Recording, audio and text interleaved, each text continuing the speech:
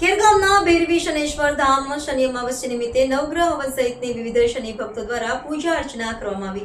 ખેરગામ તાલુકાના ભૈરવી ગામેથી પસાર થતી અરંગા નદી કિનારે આવેલ સુપ્રસિદ્ધ શનેશ્વર ધામ ખાતે આજે શનિ અમાવસના દિવસે કથાકાર પ્રફુલભાઈ શુક્લ દ્વારા ધજા ચડાવવામાં આવી હતી। આ પ્રસંગે બિપિનભાઈ ગણેશભાઈ પટેલ, જસિંગભાઈ ભૂપતભાઈ સહિત મોટી સંખ્યામાં શનિ ભક્તો ઉપસ્થિત રહી નવગ્રહ હવનમાં ભાગ લીધો હતો। શનિ ભક્તો માટે આસ્થાનું કેન્દ્ર બનેલું શનેશ્વર ધામ ભૈરવી શનેશ્વર ધામ છે। કથાકાર પ્રફુલભાઈ શુક્લાએ કહ્યું હતું કે શનિને ભય છોડિયાને ભાવથી ભજો, શનિદેવ રીઝે તો રંકને રાજા બનાવી દે છે અને શનિદેવ ટ્રસ્ટના પ્રમુખ પૂર્વેશભાઈ ખાંડાવાલાએ અને તેમની ટીમ દ્વારા મહાપ્રસાદની સુંદર આયોજન કરવામાં આવ્યું હતું। વ્યવસ્થા કરવામાં આવી હતી। મોટી સંખ્યામાં શનિ ભાવિક ભક્તોએ પૂજન અને દર્શન કરી ધન્યતા અનુભવી હતી। નમસ્કાર, જય શનિદેવ।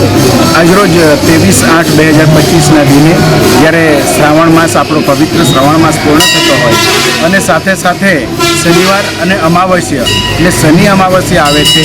આ દિવસે ભૈરવી ગામના ઔરંગા નદીના તટે આવેલું આ શનિશ્વર મહાદેવ મંદિરે આ મંદિરની અંદર નવગ્રહના યજ્ઞ થાય છે, પૂજા વિધિ થાય છે અને દરેક જાતકોને ગ્રહ પીડાની મુક્તિમાંથી મુક્તિ મેળવવા માટે અહીં યજ્ઞ હવન કરાવવામાં આવે છે, નવચંડી યજ્ઞ કરાવવામાં આવે છે અને આ યજ્ઞ એ પ્રમાણે મંદિર પરિસરના મંદિર ટ્રસ્ટીઓ લોકોએ જે પ્રમાણે આયોજન કર્યું હતું એ આયોજન એ પ્રકારે કર્યું હતું કે જ્યારે આપણે આ પ્રકારેની હવન આહુતિ વિધિ બહાર કરાવવા જઈએ છીએ ત્યારે 5,000, 10,000, 15,000 રૂપિયા સુધીનો ખર્ચ થાય છે। તો આપણા મંદિરે અને આપણા ટ્રસ્ટીઓએ એ પ્રમાણે નક્કી કર્યું હતું કે આપણે ફક્ત 20 રૂપિયામાં આ યજ્ઞ કરાવીએ છીએ, જેથી કરીને તમામ લોકો અહીં આવી આખા દક્ષિણ ગુજરાતથી લોકો અહીં આવે છે, દર્શન કરે છે, આહુતિ આપે છે અને સર્વે લોકો માટે આજના દિવસે આપણે ભોજનની પણ વ્યવસ્થા કરીએ છીએ। લગભગ 4,000 થી 5,000 લોકો અહીંથી ભોજન મેળવે છે અને 12 કલાકની સપ્તાહનું પણ આયોજન થાય છે।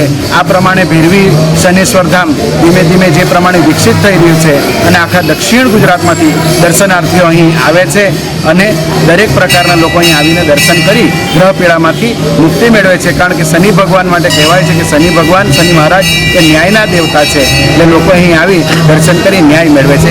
IV48 ન્યૂઝ ગુજરાત સાથે રિપોર્ટર હિતેશ પટેલ, ખેરગામ।